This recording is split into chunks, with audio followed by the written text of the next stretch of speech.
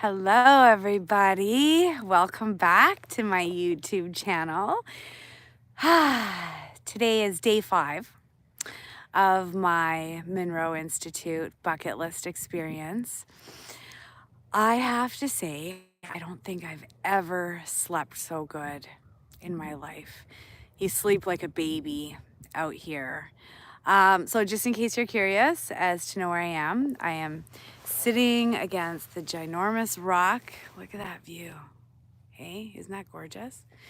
I'm sitting against the ginormous quartz crystal. Feels like a rose quartz, it might be. In the field of the Monroe Institute in Faber, Virginia. Welcome back, everybody. So I'm going to give some highlights on what I've learned or what I've experienced so far because it's been really, really cool. Really cool. I noticed that it isn't just the teachers teaching. It's the land. It's the house. It's the rock. It's an imprint that's all over the property. But you have to be in an altered state in order to gain access to the information that's available. And so that's why they encourage so much meditation. And the way they meditate is they send us back to our check units. If you don't know, if you're joining me, if this is the first time you've seen these videos, go back because I show you guys what my room looks like at the Monroe Institute. And it's called a check unit. I don't know what CHEC stands for. Hi, Sandy. Good afternoon. Thanks for joining in. But the check unit is where our beds are. And it's also where our headphones and speakers and meditation lights are. And it's this cute little cubby with a blackout curtain so you see nothing. And it's pretty neat to meditate in there because this morning when we were doing our meditation, they use hemisync and binaural beats in order to produce altered states of consciousness. And I tell you, it is so easy to astral project and to have an outer body experience here at the Monroe Institute. I don't know if it's something about the energy of the land, as I was talking about yesterday. There's definitely an energy here that you can feel. And I don't care how big of a skeptic you are, you'll feel it when you come. It's kind of like Sedona. You start to tingle from head to toe when you drive into it, or else I do at least. So anyways, back to my experience. I've also noticed with this energy that we are completely outside of time, totally. And that brings me to another realization, but let me go back to time. Yes, Machu Picchu also has an energy. Yes, yes, yes. And I believe that these are natural vortexes, natural geographic anomalies where the energy is off the charts and we can access different dimensions of reality because there's 13 different dimensions in this reality. And that's what I learned from Robert Monroe when I was sitting meditating and contacting him. He showed me that there are 13 layers of our reality. And then he went on to start explaining because I started asking questions. Okay, if there's 13 different dimensions to our reality, we all know what our first dimension is, second dimension, third dimension. We're in the third dimension. It's what we see, touch, taste, feel. It's the tangible. The fourth dimension is our thoughts. It's our consciousness. It's what's going on inside of our mind. The fifth dimension is, and the fourth dimension is where we can begin to manifest, right? It's our thoughts. And when we gain control over our thoughts, we can then enter the fifth dimension, which is non-location, beyond space and time reality. Let me read what I wrote down. Yeah, it was crazy. I started to see the layers of our reality. Okay, so I'll find it. Hang on. I have it here. I drew it out. because I was kind of blown away with what I was seeing. Okay, so our 3D, as you know, it's the physical time, space, reality. We are bound by our physical senses, belief systems, thought patterns, gravity, you know, all of that stuff, the physical stuff. The 4D, it is beyond space and time, right? It is our thoughts. It is because we can move our thoughts to the memories of yesterday. We can project our thoughts into the future. So that's when we start to realize that we are more than our physical body, is in the 4th dimension, right? Our thoughts travel. And in the 5th dimension, hi Georgette, in the 5th dimension is where we travel at the speed of thought. 5th dimension is where it is non-locality. 4th dimension, I forgot to mention, is bilocation. It's where we can, I don't know, think of China, but I'm sitting here in Virginia, right? Our thoughts are somewhere else, but our body is right here. 5th dimension is actually coming out of your body, going to China and experiencing it like you're there. Astral projection, outer body experience. That's when you are bilocating. Your body is still here, but the inside of you, your consciousness, not just your thoughts, your spirit body is somewhere else. In the 4th dimension and the 5th dimension, we're bound by the silver cord. We can go backwards and forwards in time. The 5D, the 4D is where you can remote view, astral project, have an outer body experience, bilocation. 4D. 5D is where the Akashic records are. It's self-awareness. It's the God matrix. It's being able to merge consciousness and energy with source. It's being able to download instantaneously. That's the 5th dimension. That's what we want to move into. And the only way to do that is coming back to the 3D and getting prepared by learning to control our thoughts. That's the biggest thing, you guys. Everything outside of us, the TV, the phones, the Apple Watches, all of it, it's a distraction to distract us. How long can you pay attention to something for? How long can something actually hold your attention for before your attention is gone? Think about that. Because I believe back 1,000 years ago, I'm sure their attention span was a lot bigger because they didn't have all these constant distractions pulling at us, constantly pulling at us. Well, guess what that does? It keeps us fractured, looking in a million different directions, we're so used to multitasking. And nowadays, if you don't know how to multitask, you're not surviving, right? Because there's so many demands on us all the time. Well, I think that that's part of the matrix. Part of the thing that we are here to overcome is that go, go, go, go, go. Or can you, regardless of where you are, can you still go outside space and time from here? Can you do that? It's very difficult to hold that thought, keep that laser focus. And that's what you need to do in order to be able to astral project, get out of your body. You also have to drop the fear. You can't be scared of it, or you'll stay in your body, right? It's by your belief systems that you travel. You travel at the speed of thought. And the other thing, it's all about frequency and vibration. And what your vibration aligns to is what you're going to experience. It literally opens up and you begin to experience it. Well, with remote viewing, what Robert Monroe showed me was the little glimpses, the immediate little glimpses that you get when you're doing remote viewing. That's because you've reached into that 4th dimension, seen the target, and then come back really quick. It's hard to maintain your focus when you're doing this stuff. It's really hard. So I understand why people think it's impossible.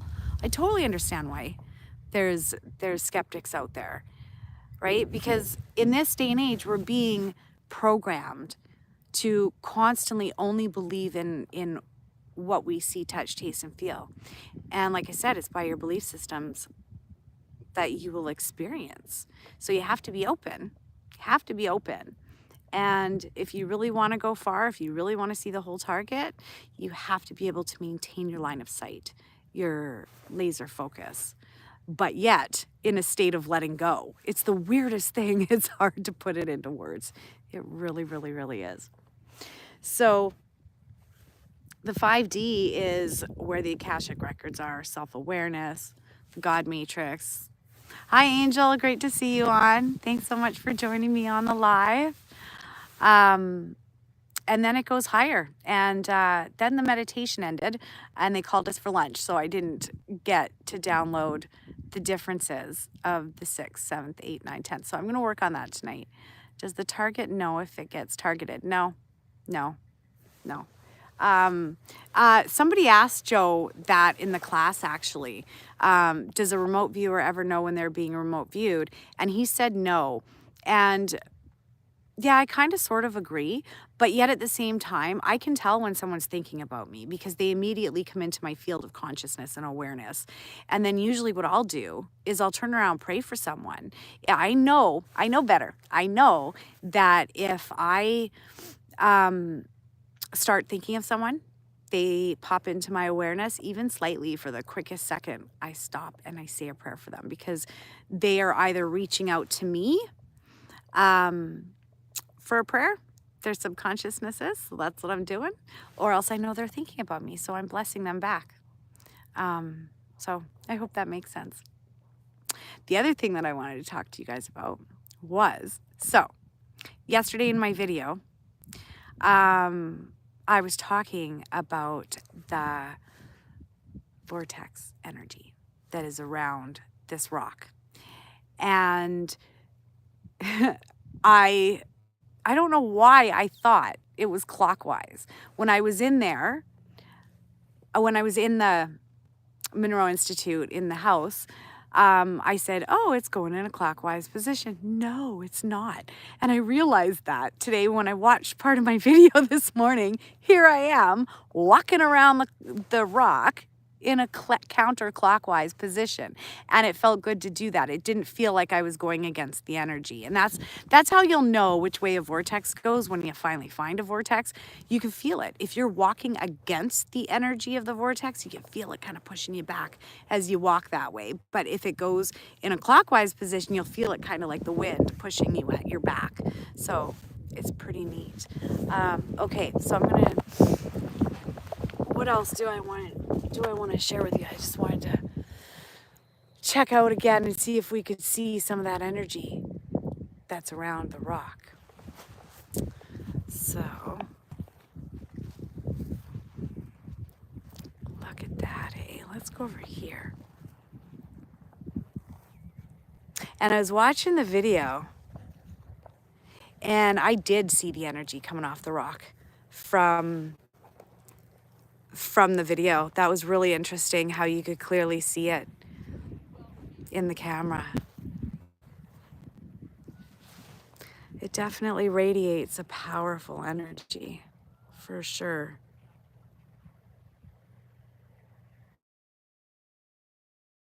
One of my wonderful teachers was saying that there's fairies in the forest, that someone has found elementals in over there. So I'll take you down into the woods, and I hope that the Wi-Fi doesn't crap out. If the Wi-Fi doesn't crap out on me, I'll take you down over there. But check out this view, hey? And it has, like I was saying, I have slept like a baby. I don't know if it's the mattresses or the energy. Well, the energy, the house hugs you. It is the most warm, inviting. It's beautiful. Patricia, can I see yesterday's live on your page? Yes, I have it posted on my Facebook, but I also have it on my YouTube channel. It'll say day 4. Hi, Patricia. I didn't know you were on. Great. Thanks for showing us more of the place. Yeah, absolutely, Claire. Thank you so much for popping on and joining me. It's definitely the most amazing energy, for sure.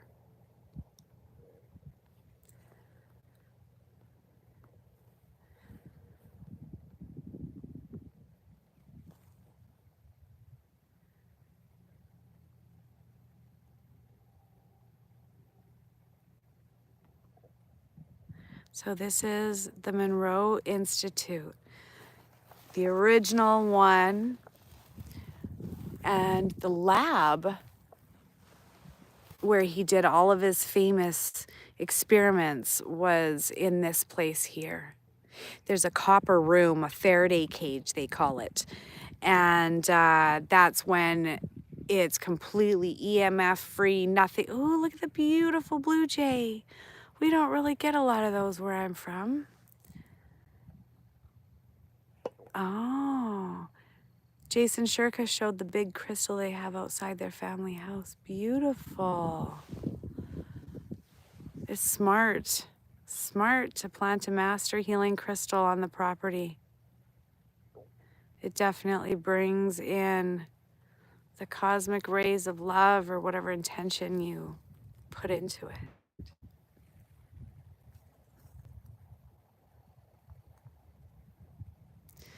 What else did I learn?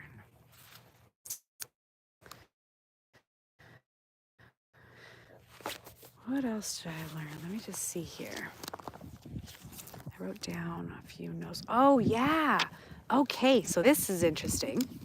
So I was explaining to another one of the attendees here about the vortex and how it goes in counterclockwise position. See, I'm actually... Hi, Judy. Yes, you're actually catching me live. I'm live from Faber, Virginia. I'm at the Monroe Institute. And right now I'm walking around the Master Crystal. It's in the middle of the field that has the most amazing energy. And what's interesting, it's almost like an inverted vortex or a cone instead of a tornado shape. And so I was describing this to another one of the retreat attendees, and he was telling me that this crystal was actually talked about in one of Dolores Cannon's book called The Convoluted Universe, volume number 2, or The Convoluted World, volume number 2. It describes the vortex and the blue light that's connected to a blue star. So apparently, if you meditate at the rock, you will begin to see a blue orb form. And that, when you do, it's actually the star energy beginning to connect in front of you. Potent energy. I felt something similar in the Berkshires between Great Barrington and West Stockbridge, interestingly. Wonder if these places are energetically connected. Yeah, maybe. Maybe. I'm not sure. I think that there's a huge grid all over the earth, and I think that we're all connected. That's the other thing. You guys, it's just one big spider web. We are all connected. Even this moment in time, you watching this with me, whatever energy that I am tuning into in this moment, you are too, just by watching and being in real time with me, right? We're all tuning in to what's in front of... Uh-oh. I'm trying not to lose you guys. Far this Wi-Fi goes out, we're literally, as you can see, in the middle of nowhere. Faber, Virginia. Having a blast at the Monroe Institute. Would you touch on the power of sidereal time meditation in an upcoming class? Absolutely, yeah. Yes, yeah, I will. They say that if you are remote viewing, the greatest time to meditate and tune in and work on your project or working on your target practice is at 13:30 sidereal time. And I think it's something to do with magnetic fog or smog or energetic smog that is in the Milky Way and it being clearest at that time. There's a science behind it, and I can't quote it in this moment, but they say that it's really good. And when I was 400 times more accurate, yes, Steve, thank you so much. You are apparently 400 times more accurate or can see clearer when you work on your target practice at that time. And I have to say I did it once because it's not the same time. It's not the same clock as the 24-hour clock. It's not the same. So it moves throughout the season. So sometimes it's in the middle of the night. And when it's in the middle of the night, you know what? Some of the work that I've done on missing person cases and stuff has been in the middle of the night. And it's been the most accurate, especially when it's at sidereal time. Anyways, I did it at one of Paul, and because it worked out at that time of day that we could do it. And I was like, bang on like this. Oh, by the way, I have to say, so we did a outbounder target exercise yesterday where the teacher went and hid. She hid, meaning she got in her vehicle and went somewhere, went anywhere she could drive. Go find her. I love doing this stuff. Immediately, I found her within a minute and was able to describe exactly the location, point the direction of travel, all of it. But it's cool to see my strengths and my weaknesses, because in this course, they teach remote viewing differently than what I learned with Paul Elder. I was always just the remote viewer. And yesterday and today, we practiced being the remote viewer and then the monitor who monitors the remote viewer as they're doing their drawing and tuning in. And then the analyst who analyzes what the target is. So how that looks is there's a target in an envelope with a number, like we'll say RR-20. It's a target. It's written on the outside of an envelope, and inside of it is a picture. It can be a person, place, or thing in the entire universe. What's in that picture? Describe the picture. So the monitor takes the number, gives it to the remote viewer tunes in, draws it all out. The monitor then takes the picture back over to the analyst, and the analyst has to piece together what the remote viewer is trying to say. So the analyst then also has to do a psychic tune-in and figure out what the heck the remote viewer is describing. So the analyst gets a paper with 4 pictures on it. One of them is the target, but the other 3 are shams. They're not the target.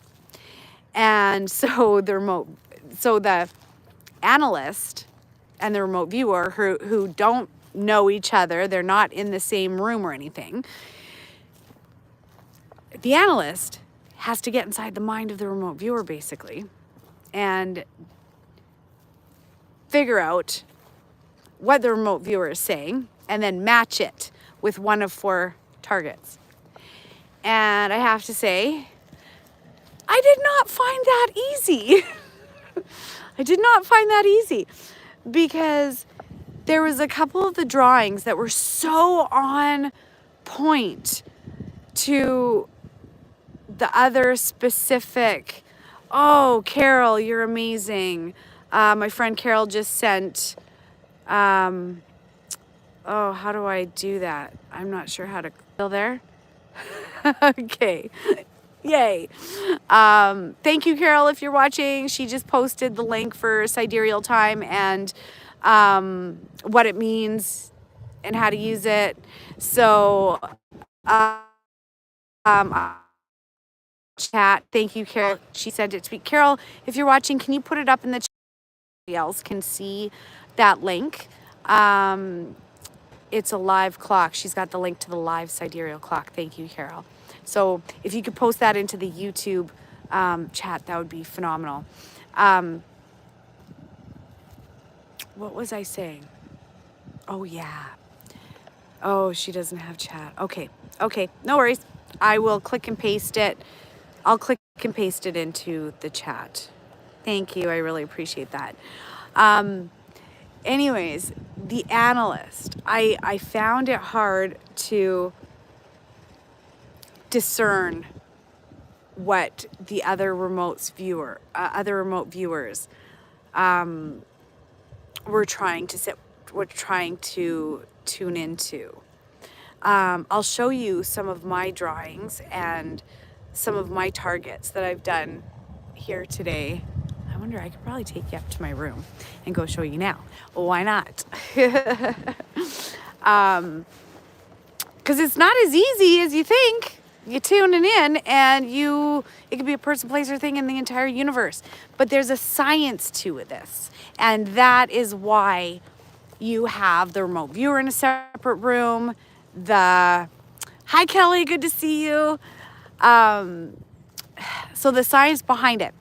This is why you have the remote viewer in one room, you have the analyst in another room, and the monitor stays with the remote viewer the whole time they're doing the drawing. So,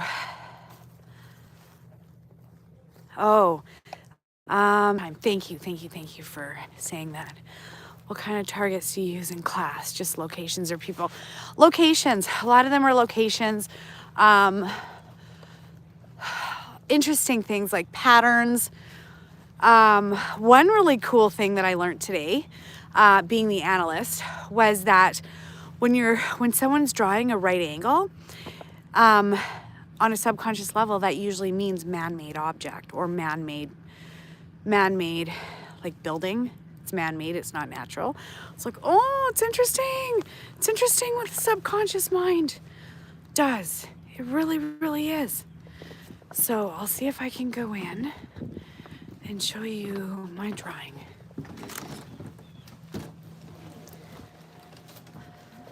Just give me one sec.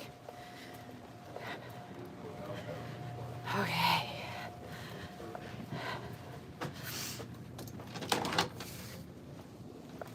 Oh, good, there's no one in here. Just us. All right, so I'll show you the one that I did.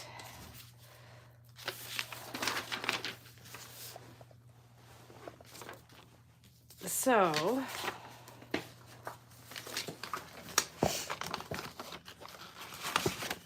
and you got to pick up what's in the picture. They don't energetically encode their pictures, which I do in my remote viewing. It makes it easier to be able to see what's in the target. Okay. Hang on. It's hard with one hand. Hold on. Okay. So here was the target picture. That was the target picture. And in my head, it showed up as a pyramid. I could see the blocks. I could see these. And that's what I was trying to draw here. And I AOL'd the pyramid. And I saw bits of white and red. But it didn't make sense in my head. Well, the books. And I drew. I said, this thing can move or has movement capabilities or can be moved. It's a book. So they had to piece together exactly which picture I'm describing. And when I drew this, that's when she said, oh, and symmetry, something on both sides. So, well, I don't know where that fits in. But this part,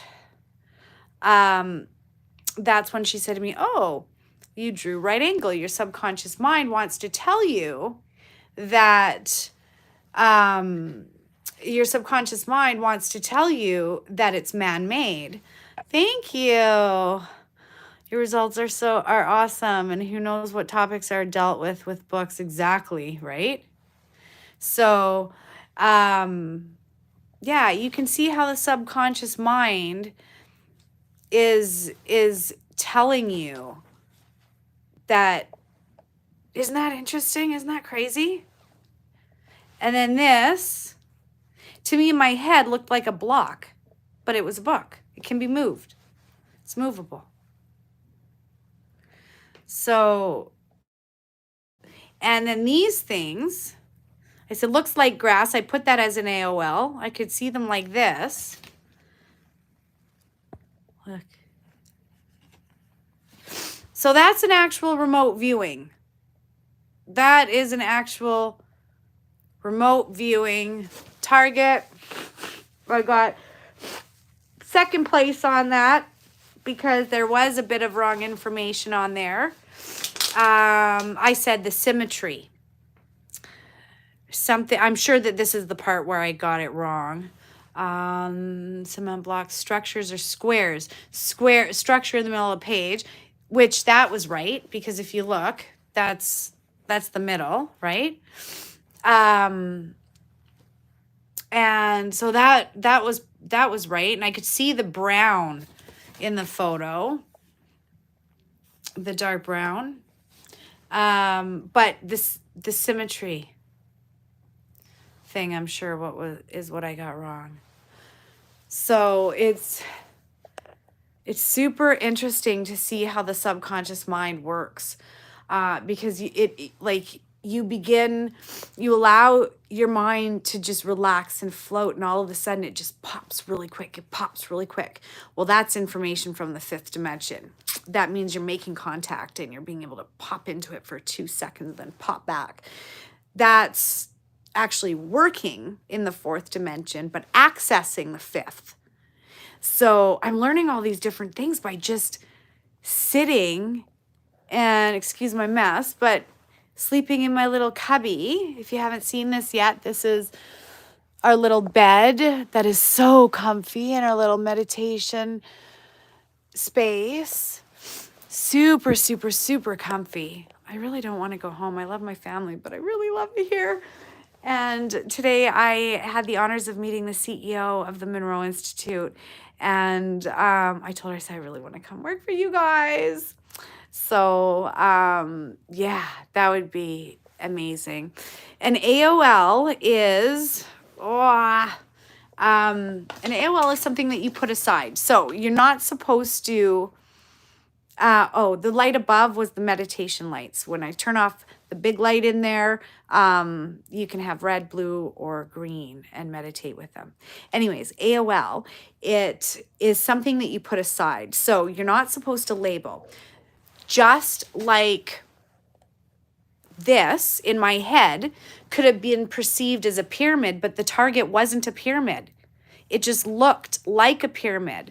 So I have to put the name aside, cross it out, and put AOL because it looks like a pyramid, but it's not a pyramid, right? Because even though it looks like a pyramid, the target isn't a pyramid. So it's an AOL is something that, and then in my head it was like, okay, are these train tracks that I'm looking at?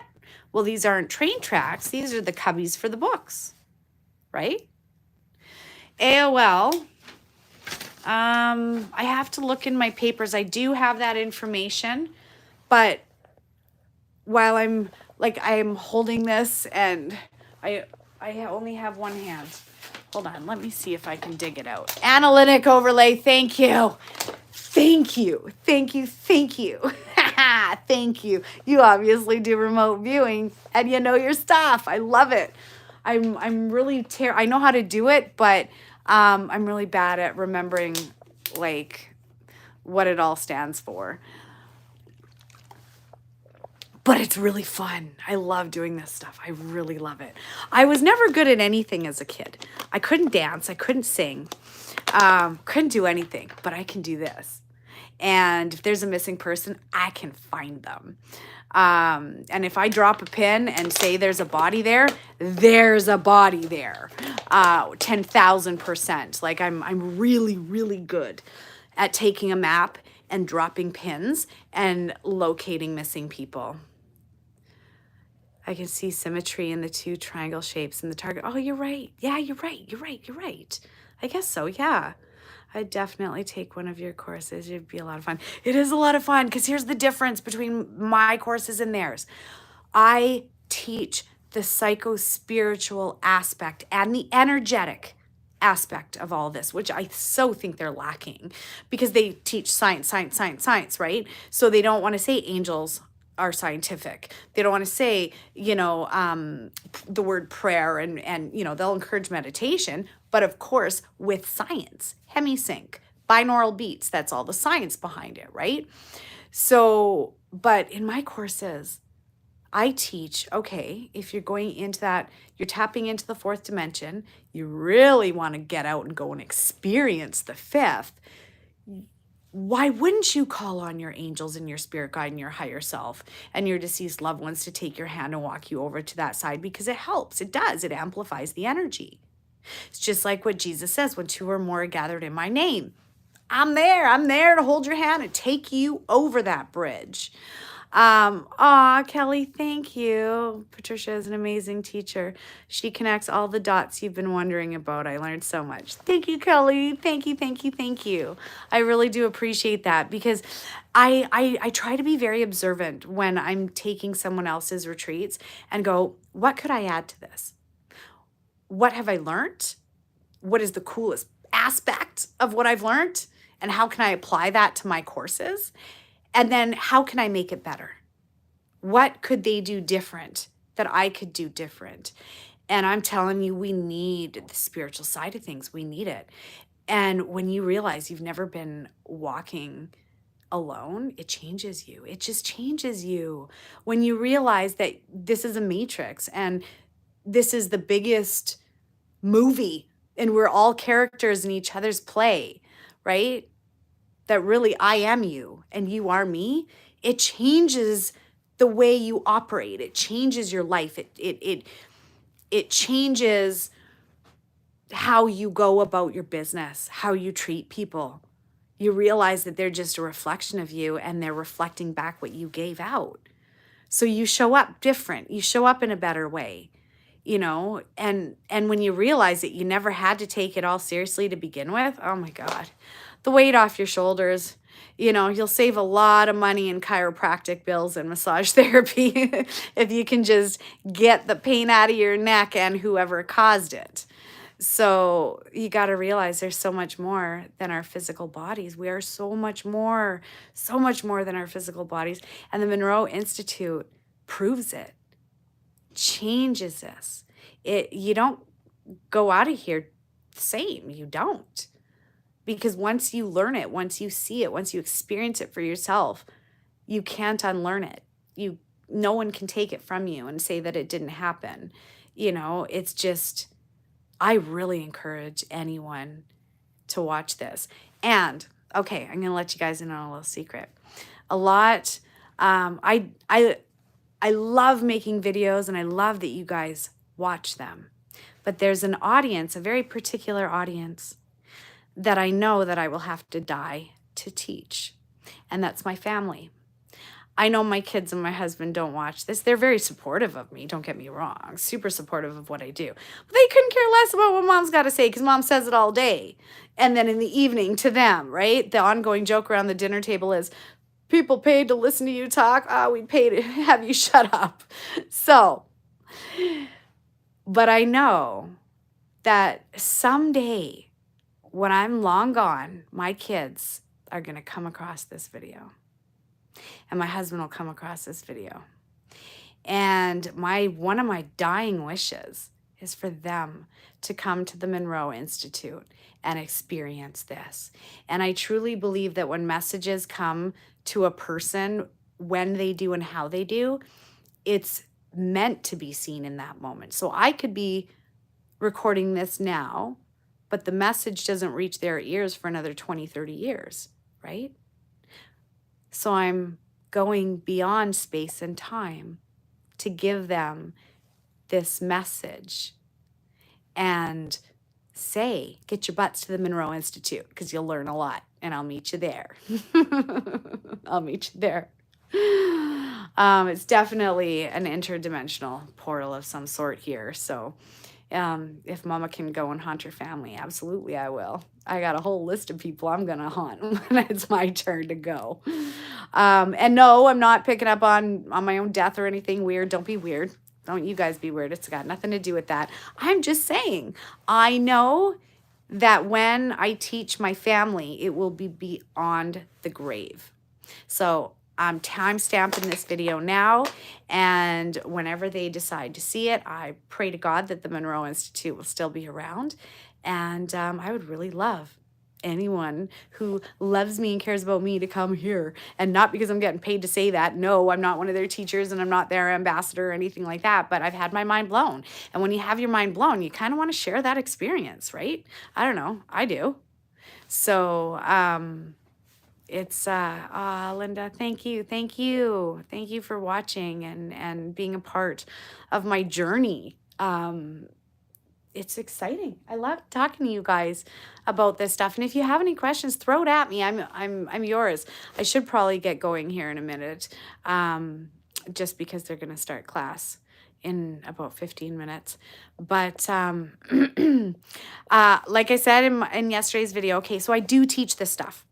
I do teach remote viewing. My course is a 4-week course. It's every Monday from 7 to 8:30, but I actually think I'm going to extend the time from 7 to 9 just to give people even more extra time.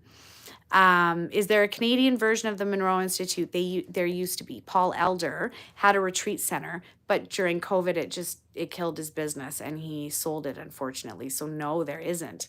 But I would love to maybe someday create one. You never know. You never know. Fingers crossed. You never know where this is going to take me or take us, right? You never know. But do you feel any different there? Yes, I do. I feel clearer. I feel like I can breathe and think, and I sleep like a log. The sleep is amazing because they wake you up at 6:45 in the morning and you're doing this till 10 o'clock at night. Like it's a whole day they keep you busy. You get a 3-hour break in the afternoon from 1 to 4, but then you're going hard again. And but it, like I said, it's weird because you're not tired at the end of the day, but you sleep peacefully. Have a look around. You may find a remote viewing class in your home or nearby. Yes. Okay, so my ADD is bad. I'll just finish telling you guys this. I do teach remote viewing. I teach the whole dynamic of it, where I teach about energetic signatures, how to find missing people, because that's what I do. I found 35 missing people so far using remote viewing, so it works, and I figured out how to do it. So it's my pleasure to teach you guys, so you guys can go and help in whatever capacity your heart moves you to help with. But my course is called Quantum Psychic, Remote Viewing the Matrix. So look out for that 4-part series. I don't have my next dates picked out yet because this year is going by fast, but I will. So sign up for my newsletter at www.patriciamona.com, because whoever signs up for my newsletter gets first dibs on all of my classes, all of my retreats, because stuff sells out fast. My local stuff really sells out fast. So if you are local, you want to come in person, or you really want to learn from me and get a hug from me and hang out with me in our pajamas and stuff around the fire and paint drums and go dowsing and have an amazing time, then you'll want to sign up for my Sedona retreat, which is in September. But you got to hold on. You got to sign up for my newsletter because I haven't advertised it yet. I'll be doing that as soon as I get back. Life's just been really busy. So, yes, Patty, come. You said travel's getting dicey end of the year. Yeah, September will still be good. Should still be good. I think the king is on his way out here pretty quick. Oh, Steve, you're amazing. Steve just put up the link to the Quantum Healing, a guided meditation online, which I'll be doing on the Monday that I get back. I believe February 26th. Thank you, Steve. Join me. It's an amazing one. We all connect in that fifth dimension in the quantum field, and we amplify each other. And when we bring in our angels and our spirit guides and our teams, well, if there's 10 of us, that means there's 1,000 of us just by 10. You get my drift? So come be part of that on the 26th. Anyways, okay. Stay tuned for day 6 tomorrow, my last day. We fly home on Friday, and I don't believe there's any teaching. By the way, Joe didn't show up today for class, but Miranda and Beth are 2 amazing teachers that are his sidekicks and right-hand men, and they do a phenomenal job. So kudos to Beth and Miranda. But I'll see you tomorrow at 3 p.m. Eastern Standard Time. I've noticed that that's a pretty easy time for me to keep. So, yeah, 3 p.m. tomorrow, same time. Mwah, same place. I love you guys. Thanks. If you haven't liked or subscribed, please do so. It helps things, I guess. I don't know. I don't really know how to do that stuff, but apparently it helps. So God bless you guys. See you tomorrow. Bye.